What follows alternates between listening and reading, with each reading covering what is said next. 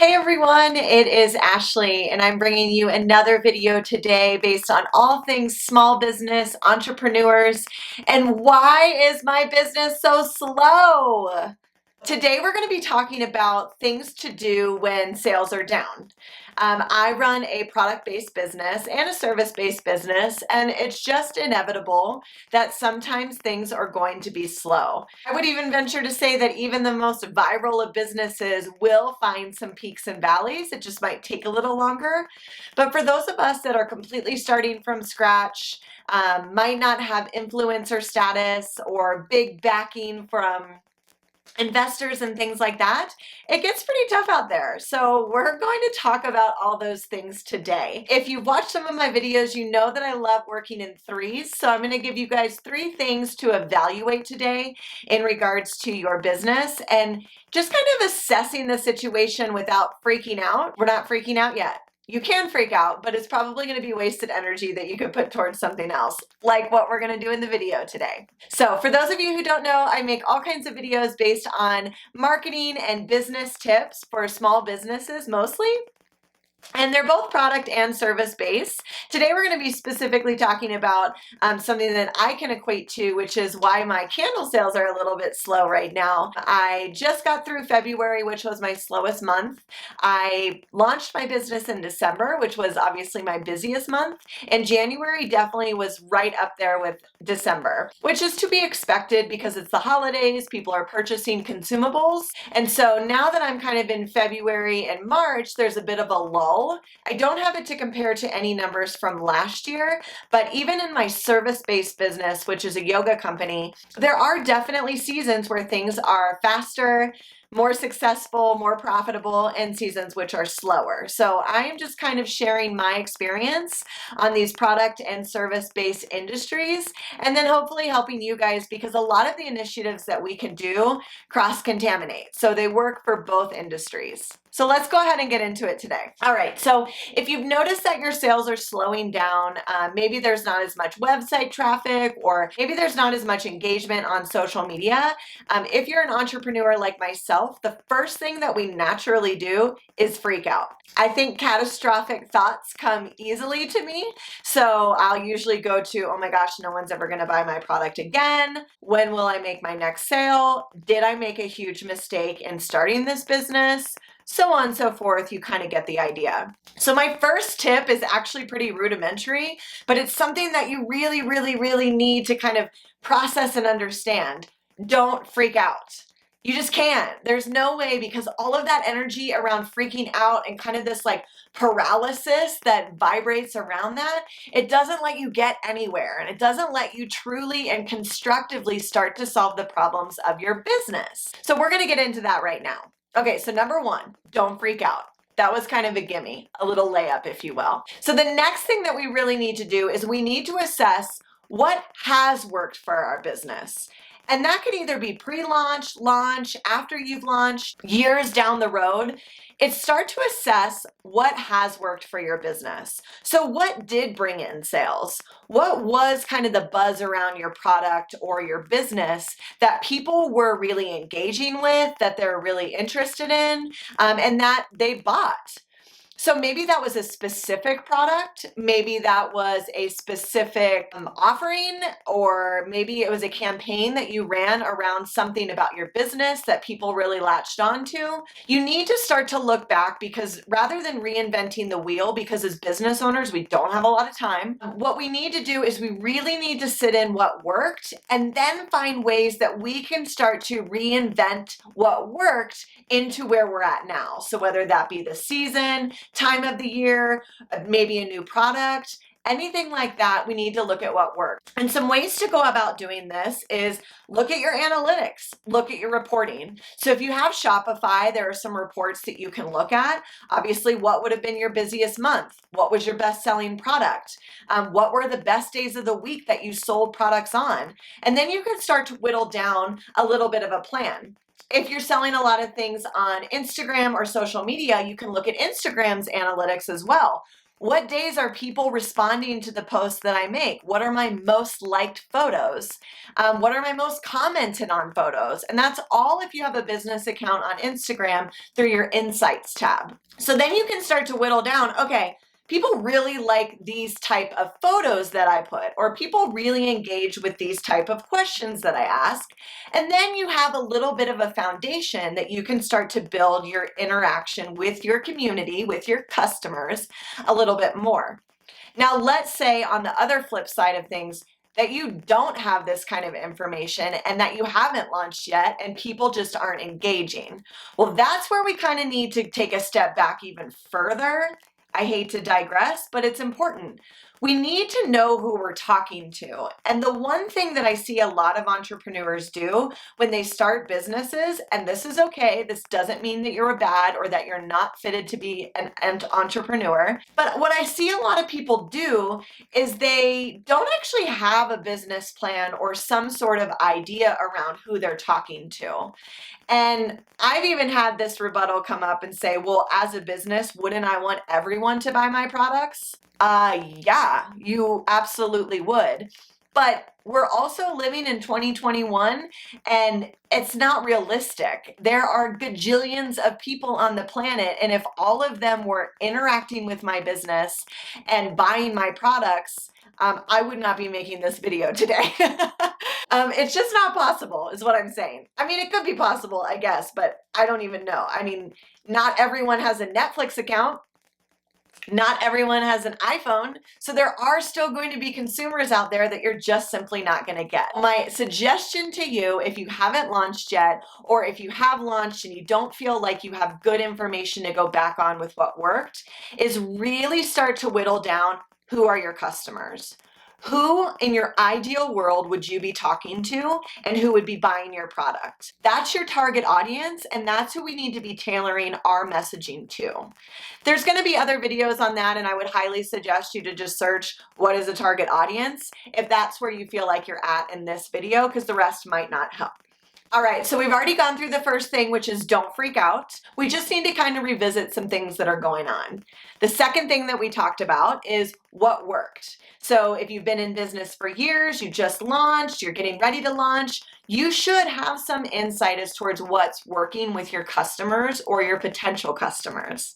If you don't have any of that, and let's say that you're just sitting in, I've already launched, I haven't had any sales, I think we need to peel back the layers a little bit and find who our target audience is and then come up with a marketing campaign and branding campaign on who we're really trying to talk to with our business. Now, the third thing that I want to talk to you guys about today is what can you try that might be an additional layer to what's already working, or if we don't have anything that's working, here's some ideas around what you could be trying to stimulate business and sales within your product line in your company. Looking at my notes here. One of the things is I really am like the most, I've never been a cheerleader, but if I could equate to being a cheerleader, my cheerleading that I would be doing would be for email marketing. Every time that I hear someone say email marketing is dead, a piece of me like truly like cringes inside and feels like I have to come to the defense of email marketing, which I shouldn't have to do. It is probably a lot of wasted energy, but you see where I'm going with it. I really am going to try test you guys to stretch your email legs. I don't know about you, but first thing I do in the morning, which is a terrible habit and I don't suggest doing, is I wake up and I check my emails. If there's a really good email subject line on there, I'm most likely, if I'm in the mood and it all strikes well, I'm most likely going to open that email and see what they have to say. Email marketing, I could go all in and days and talk about it. But for what I'm going to share with you today is really brass tacks. A successful email campaign, and if you're not familiar with email campaigns, it's me as a business entity writing up an email and sending it to my email subscribers. That's an email campaign.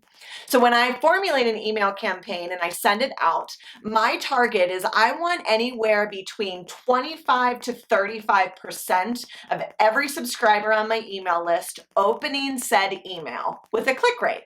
So if I have that 25 to 35%, I'm on a good roll. Now, I obviously, because I'm an overachiever and type A driver, I want to get 50, 60, 70. Man, that would be really cool one day if I got 100% open rate.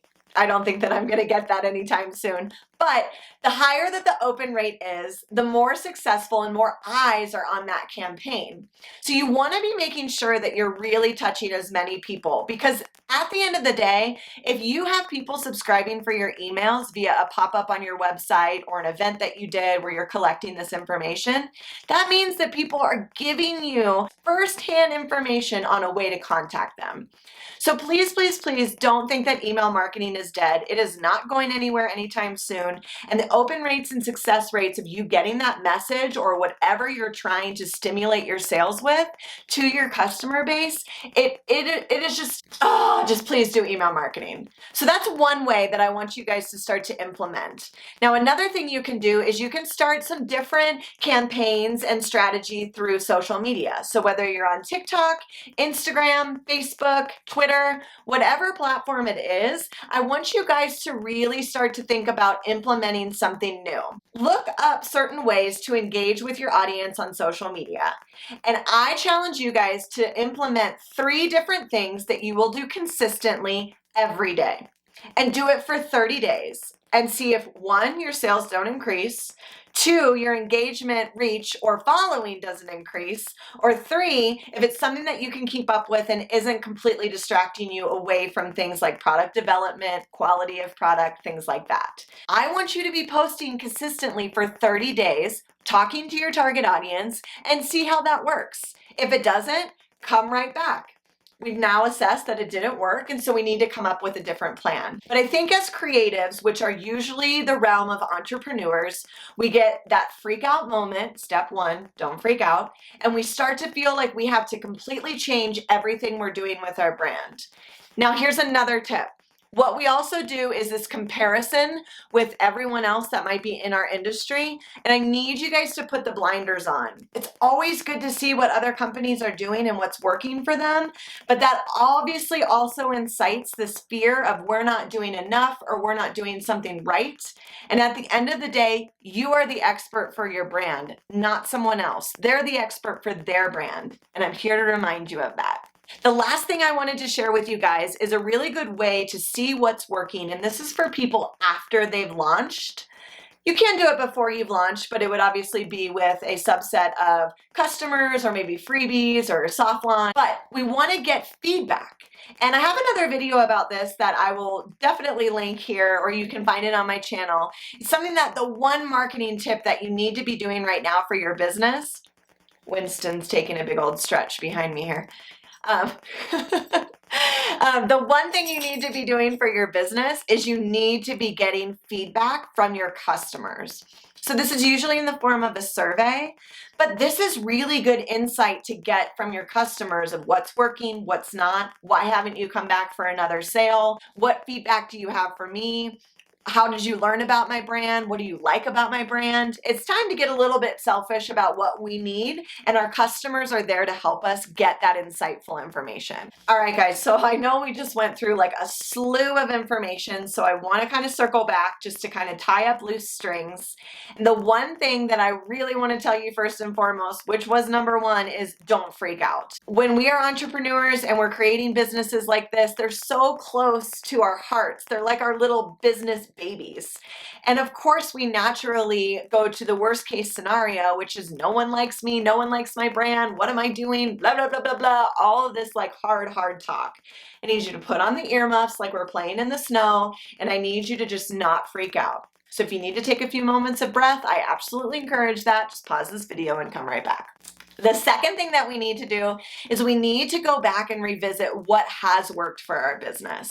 What were people responding to? What went well in regards to sales? What are our busiest days? What are our slowest days? Are there any trends that we need to see that maybe we can recreate now that they're up to date in real time and start to work from there? If you don't feel like you have that adequate information, then we probably need to take that step back and revisit what is our brand showing? What are we doing doing? What are we wanting? And who do we want our customers to be? Meaning, who is our target audience? And then the last thing that we want to do is, if we find that we really need to try some new things, here are some ideas on what we can try. How am I doing with my email marketing? Am I reaching customers? Am I reaching out to them enough? Do they still know that I'm here? Do they need a reminder? What can we try in regards to social media? Maybe I'm not stretching my legs 100%. Maybe I'm not really posting as much as I think that I am. And if you, again, don't have ideas on what to post, I have a video for that too. I feel like I'm going to be saying that a lot. And then the last thing I would really suggest is getting feedback. It is vital to hear the voice of your customer and the experience they have. As business owners, we're so in love with our own brand, obviously, that it's sometimes hard for us to step away from it and see it from a different lens. And so our customers are able to give us that insight. I'm going to continue making videos about this stuff because I think it's so important. And I see all the time on different forums, a lot of people just like, my business is slow. What do I do? I'm so discouraged. I'm so sad. And that doesn't have to be you guys. We're all allowed bad days. I'm not forcing positivity on you guys because trust me, last week I didn't have a sale at all and I was like, well, shit. Yeah, so anyway, I just hope that you guys know I am your cheerleader here. You've absolutely got this. There's things that you can do. It might just stretch us out of our comfort zone a little bit. Thank you guys so much for watching this. Please subscribe to my channel if you haven't already. If you have any questions, please leave them in the comments below. If you have any comments, please leave them in the comments below. And if you'd like to join any mentoring or consulting that I have available with our 30 for 30, there's a link down there as well. And you can also join the Candle Collective if you're a fellow candle maker. I like to send out tips and tricks specific to that industry. So thank you guys so much, and I hope you have a wonderful day.